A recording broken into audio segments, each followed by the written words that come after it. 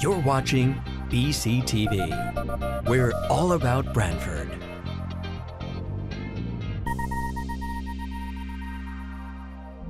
You're watching BCTV, Branford Government Television, a service of Branford Community Television. This program is brought to you in part through the support of the town of Branford. Okay, we're going to get started for the Town of Branford Board of Finance regular meeting, Monday, April 29th, 2024. First on the agenda is to approve minutes of the April 1st meeting and budget workshop. I'll move it, Joe. Been moved. Second. It's moved in second. Discussion. All in favor? Aye.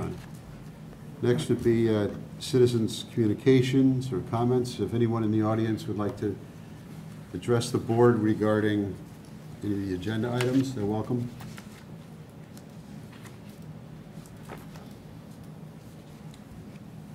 Okay, we'll move on to item number 3, which is to consider and if appropriate approve a request from the building department for the following fiscal 24 transfer request from other supplies 500, legal services 200, office supplies 1,000, membership of meetings 250, travel 400, for a total of 2,350, and transferring that to consulting services for 2,350.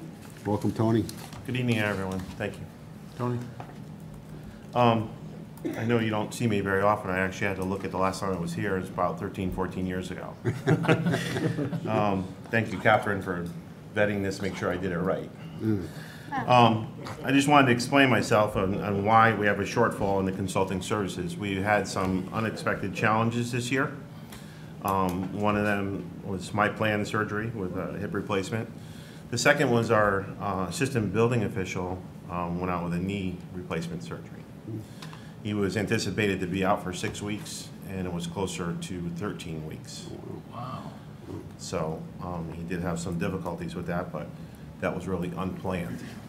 So we did, as soon as I learned this, he went out on October 26th. We didn't get him back until January 22nd. As soon as the 6 weeks went by, I basically put the brakes on every single line item here to cut spending and to get as much money as I possibly could to cover consulting services, which is our consulting vendor, Dan Vanier, to fill in for the not anticipated 6 weeks. Okay. Well, thanks, Tony, for taking it from within your own budget. And questions on the transfer? I'll move it. Moved by Victor. Second. Second by Harry. Discussion? I'd just like to say one other thing. Sure. You might see me back. We've learned, and let the Board of Finance know that we are losing our assistant building official. Actually, this Wednesday, he's moving on to New Haven for his last 3 years of what he wants to say of service. There might be another shortfall in this, so Okay. we're not sure about the timing of how quick we can fill his shoes. Okay. Thanks, Tony. Okay. Okay. Additional discussion? All in favor? Aye. All set, Tony. Thank you. Thanks. Have a good night. Yeah, good. Thank you. Item number 4 is to consider and if appropriate approve a request from Open Space for the following fiscal 24 transfer from other supplies 2,800 going into purchase services and repair and maintenance 2,000 and capital outlay improvements for 800 for a total of 2,800. Welcome, Richard. Welcome. Good evening. Good evening. Yeah, I mean, this is fairly straightforward. What happened last year is with all the rains we had and what have you, this is that huge vegetation growth, and we had, for the first time, had to mow the trails, if you will, because everything was encroaching. And that was not planned for. And so, therefore, that was money that was spent, and now I'm trying to replenish it to finish up some of the other basic items. Okay. And then the 800 for capital outlay. We're trying to get a boardwalk built, and I'm a few dollars short there, so I'm just trying to balance it out. Sure. Okay. Questions on the transfer? I'll move it, Joe. Moved by Jeff, Second. second by Harry. Questions or discussion? All in favor? Aye. Thank you. Thanks, Richard. You're all set. Thank you. Number 5 is to consider and if appropriate approve a fiscal '24 transfer request from the executive budget from consulting, $15,000, to technology acquisitions, $15,000. Jamie, you want to cover this? Sure. Thanks, Joe. The board may recall during the budget hearings, I had mentioned I had increased my consulting line item, the request for next fiscal year, to accommodate a salary study for employees within the town of Branford. The HR director, Margaret Liberta, did solicit some proposals for that. While she was soliciting proposals for to have a consultant to come in and actually do the study, learned of this GovInvest software, which actually is it's through CCM. Also, they're not a selected. Well, I guess they would be a vendor. That has been pre-qualified, let's say, through CCM. We, first HR director met with them, learned about their program, thought it was would be a great asset for the town of Branford and what we wanted to accomplish. We then had a live demonstration with the GovInvest team. Actually, the finance director, Jim Finch, participated in that demonstration just to see, the capabilities. And I decided after seeing the presentation and the value it would bring to move forward. In looking at my consulting budget, I had enough to transfer into the IT budget, and we can begin this sooner than later. The benefit of this is very robust system, and it's it's dashboard components. You can see all the compensation, everything involved with the compensation. Pension benefits, extra time, special detail time, all of that compared, and you would select the municipality selects how many you want to, other towns you want to compare, but we would look for probably a half a dozen to 8 comparable towns we think are competitive to Branford, and we would compare. They would, in real time, continue to update that information. So as negotiations or contracts are settled, they would scour those contracts. New positions are posted in other municipalities. They would once again continue to scrub those job descriptions as well as the full compensation package, and plug in. We would have access to that, and so we'd be again in real time be able to see that we're competitive and offering a fair and competitive wage to our employees. You've heard, I'm sure, from many departments, particularly this past couple of years, how it's getting more and more difficult to retain and recruit employees. It's a competitive market through really all fields. It's not just limited in one area, but we're finding it's more and more difficult to find people with government experience, in particular municipal experience. So I think anything we can do to ensure that we're being competitive would just only benefit the town as a whole. Thanks, Jamie. So this is this is the initial fee, and then there's an ongoing annual. Yes. So we locked in the price of I believe it's $15,000. Yeah, $15,000 for the license. Right. Yeah, it's 25. I'm sorry. So the annual fee would be, $15,950. There is a one-time implementation fee of $2,500. So ongoing, it would be, which we locked in for 3 years. However, we did have a clause in the contract that allows us we would renew the contract every year, but they're holding the price of $15,950. Subject to appropriation. Yes. Okay, questions on the First Selectman's request? Do they guarantee how many towns participate in it? So if we're paying this, we pick these 6. So the other towns that we're comparing, they don't have to participate. So we'll work with them to pick towns.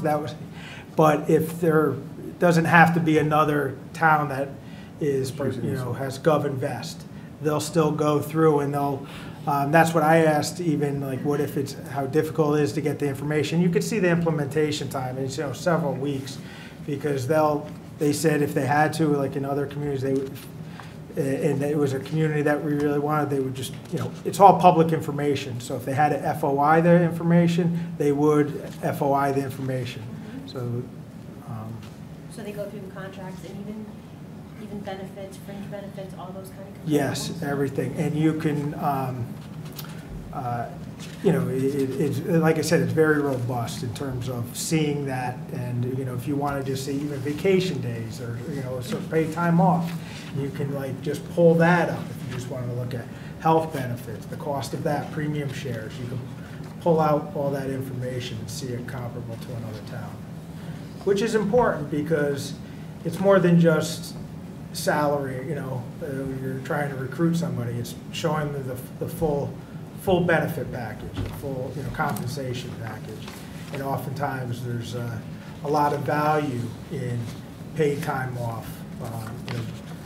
The pension here, we're a MERS town, but also, as the board knows, and for a few years ago we went back to the defined benefit plan for our police officers, which proven to be was we received some a number of police officers. We were an attractive community with that. Now you're starting to see some towns going back to a defined benefit plan. Right, a few years ago, the same towns that I talked to when I told them we were going back to them, they were like, "Oh, we would never." But these are the things you have to look at, right. and the employees are looking at this as well. Would there be non-union positions as well? Yes. So it would be yep. Yes. So we'll give all of our positions the job descriptions. They'll look, and then they'll also, look for comparable, positions as well. So then you can see too. So maybe they don't have the exact position we have here in Branford, or it's a different title. Ours is kind of may fall in between. Some municipalities have much larger departments they have, so they have different, different grades. But you can then pull that out to see and actually make sure you're try to compare apples to apples. Okay, Thanks, Pam. Anyone else? Questions, discussion? So I'll move it. Moved. I'll second, Joe. Seconded by Jeff. Additional discussion? All in favor? Aye. Okay, thanks, Jamie. Item number 6 is to discuss a memorandum from the Finance Director with regards to revaluation and future budgets. And Jim has put together a pretty extensive in good Jim Finch fashion, I'm sure with support from others. Catherine and others put together a very comprehensive overview of the reval and the shifting of burdens and impact on future budgets and such. And so I'd like Jim to walk through this for us. Again, Jim, very comprehensive analysis, and thank you. Okay, well, thank you, Joe. I tried to look at a lot of factors, but I want to at least underscore that these are our projections and subject to change, and we have to still with each budget. I realize tonight as I'm speaking that, and I won't speak for a long time because I know you may have questions, is that somebody tuning in tonight may have a sense as, well, what is he talking about? How does this relate to anything? And so I think what I would like to do is start, really back in the fall. The town underwent a process in which some needs were identified in a couple key areas, one being public safety, the other education with the drop-off of the Esser cliffs, and then the other was looking at the use of our athletic fields. And what appeared to be a consensus that began to form is that we need to make some improvements in public safety, given the development in town, given the lack of volunteers, specifically with the fire. With the police, there was a recognition that we needed to add more staff due to changes in some of the state laws. there was also a recognition that we need to move towards an industry standard schedule. And there was a recognition that both in terms of police and fire that the police headquarters was in need of some renovations, significant renovations, and there was an identified need for a fire department out east. At the same time those items were being presented, the Board of Finance was presented with a draft debt and fund balance policy. And then in January, basically I made a presentation to the board in which I outlined a bunch of needs and challenges. In that discussion, I did mention about one of the variables out there that needs to be looked at closely in the coming months was the potential impact on the revaluation. At the time, I mentioned that those revaluations tend to shift the property tax burden to residential taxpayers, and we all know that we've basically undergone a rising real estate market. So what's happened since that January memo? And in many ways, this memo and the January memo I said to Catherine, because having written both of them, it occurred to me that they're probably chapters in the same book. And that is that we're continuing to evaluate where we are, where we're going, what the costs are, what the challenges are, and what some of our opportunities are. So fast forward to today. The Board of Finance has produced a recommended budget with a estimated tax increase of, let's just round up and call it 2.6%. That budget is before the RTM. The RTM votes on May 14th, and then that comes back to the Board of Finance. As you know, that you can't make any adjustments to the expenditures, but you could take a second look at revenues. And so this document, I think, gives you some ideas as to a way to look at that, particularly in terms of the revenue side and as it relates to the fund balance. The way to measure the impact of the revaluation is fairly straightforward. I begin with a series of assumptions which are outlined on that report. I look at those assumptions and apply them to the current grand list, the grand list that was used to set your mill rate with a 2.58% tax increase. And then when you do that and you keep the levy the same, you'll notice that the shifts are fairly significant.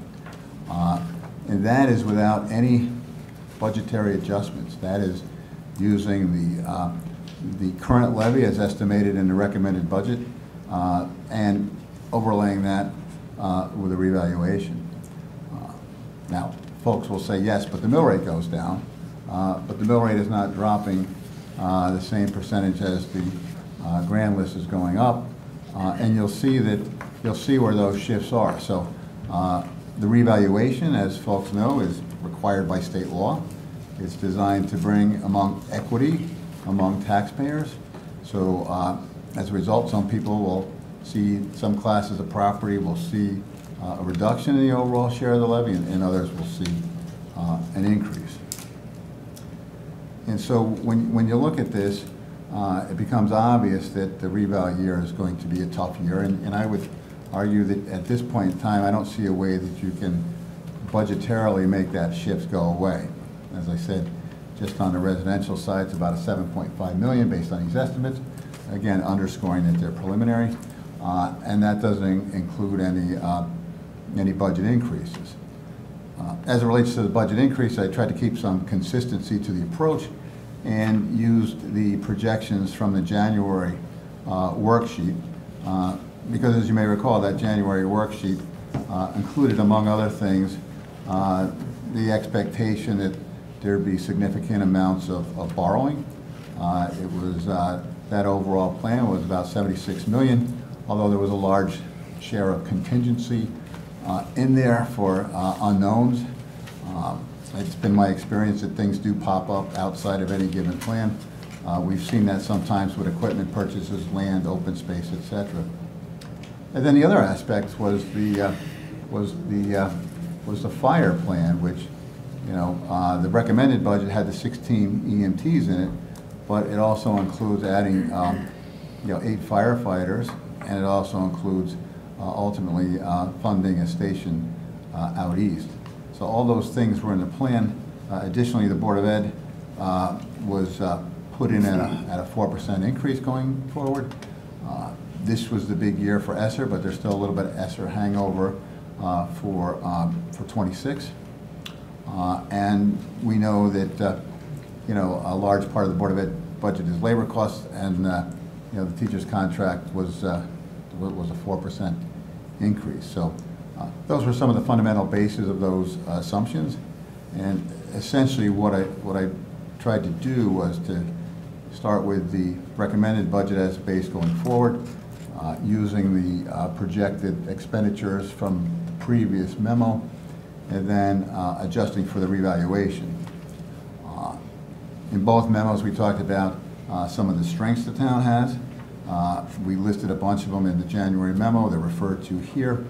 But one of the ones that relates to something that's on your plate is the use of the fund balance, because you're looking at a fund balance policy. What I tried to do there is do some rough estimations as to what a starting fund balance might be, and I want to underscore rough. As of June 30th, 24, taking that out going forward under 3 scenarios: a 20% fund balance target, a 22.5%, and a 25% fund balance target.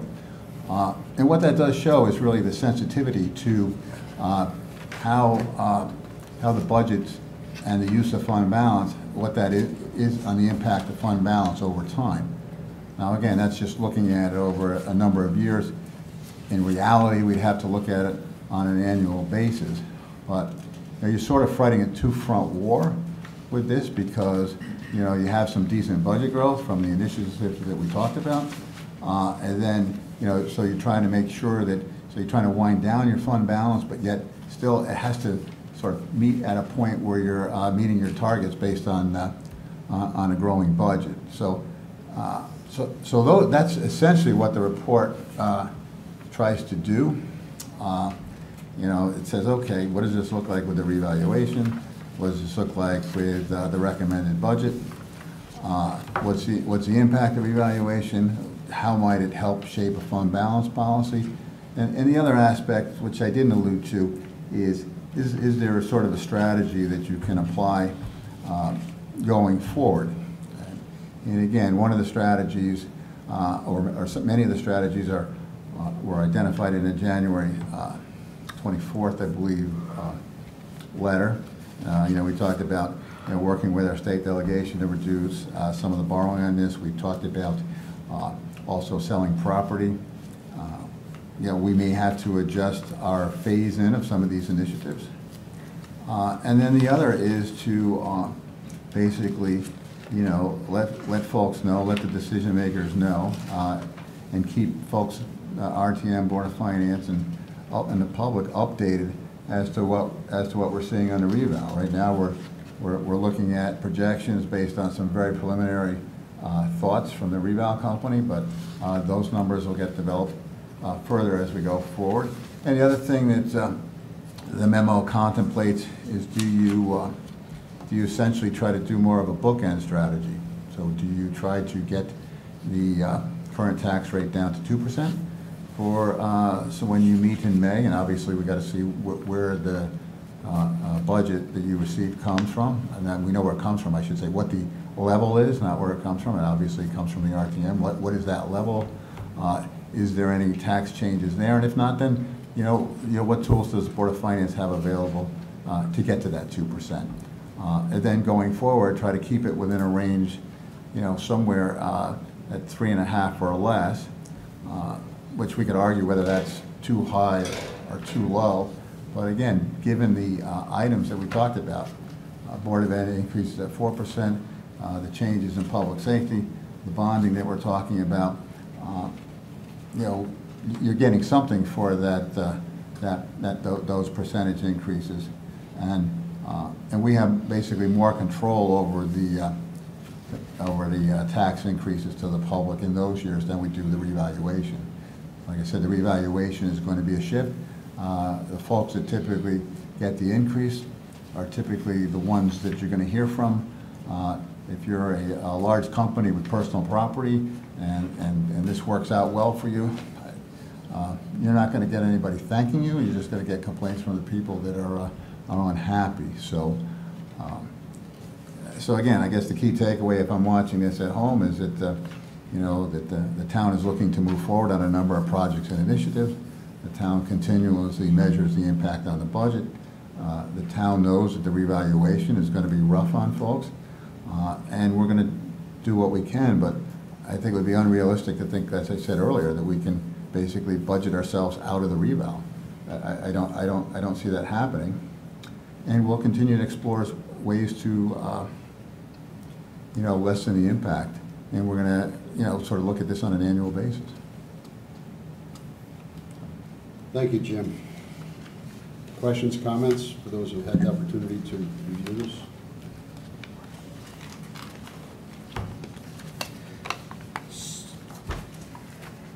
So, Jim, this points to the updated estimated reval impact, which would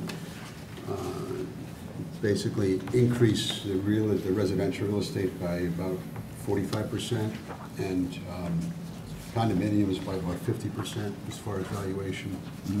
And basically, obviously, the motor vehicle would be flat or dependent on market valuation of those. That's annually adjusted based on motor vehicles department. And then personal property is pretty flat, or if nothing else, it's not going to move the needle a lot. So really, that's really what Jim's showing in these Exhibit 2, which then goes through the real estate shift in tax dollars, and again, on a pro forma basis until we know exactly how things are going to play out. But it's a good model that you know, shows a likely impact of reval. And then obviously on Exhibit 3, we move forward. Again, these pick up the January 24th expenditures, which included debt service and such. So, and then again, what's interesting is it gets us, the board will soon look at the debt policy and fund balance policy, and the particular targets. If you look at those exhibits, they show you know, the targets, which are at either 25%, 22.5%, or 20% potentially. Again, that's to be decided by the board at a future meeting. No, I've got it here. So again, as Jim has pointed out, you know, there is a trend for higher undesignated general fund balances across the country. That the rating agencies are pretty much all over the place, but they, in some instances, they may expect a 30%, some over that, some 50% parts of the country. Here in Connecticut, I'm not sure what the average is, Jim. Yeah, I don't know the average in Connecticut, but I do know that we'd be in the top of that average. The upper percentile. Yeah, we're basically, so as we are with OPEB, probably right up there in the top. I would say the top. So we get a 4.0 or something like that. We get a 4.0. We get a 4.0 in a lot of these things, which is it's a good issue to have. Okay. Again, I think we've all read it, absorbed it, and it's been very informational, Jim, especially as we move forward at our next meeting, looking at the budget and its impact. I think you know, you're setting the stage collectively. I think we collectively set the stage to see what we could do and smooth things out, and also recognize that, as Jim said, we can't reduce expenditures, which is the purview of the RTM, in order to really change things. And if there's no change in the expenditures, then it's up to taxation or some other revenue item or fund balance in order to mitigate what that increase might be. So, any other conversations from the board on this? Oh, good. Not the moment, Joe. All right, Jim, thank you. And with no other business to come before the board, I do want to thank Elisa for for decorating in my favor on the table. Thank you. And with no other business to come before the board, I'll entertain a motion to adjourn. So moved. Moved by Victor, seconded by Harry. All in favor? Aye. Thank you. This program was brought to you in part through the support of the Town of Branford. Watch town meetings and other videos on demand at BranfordTV.org.